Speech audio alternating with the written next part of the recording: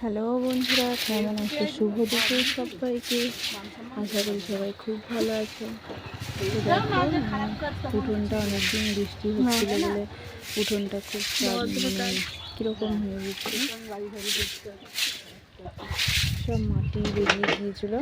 তো দেখতে পাথর মতো বেরিয়ে গিয়েছিল বলে অনেক খারাপ লাগছিল। তো সেগুলোকে আমি গোবর দিয়ে এখন মেখাচ্ছি। আর গোবরটা অনেক দিনের ছিল, গোবরটা অনেক পোকা হয়ে গিয়েছিল, যার জন্য ঝাঁটা দিয়ে আমাকে মেখাতে হলো। তো পাথর ছিল বলে খুব আটকাচ্ছিল ঝাঁটাটা। বাইরে ঢুকে তো 7টার দিকে। আমাদের কলও যেহেতু আমাদের মাঠের থেকে জল আনতে হয়, তাই অল্প অল্প করে জল দিয়ে আমাকে মেকাচ্ছে হচ্ছিলো। আবার প্রচণ্ড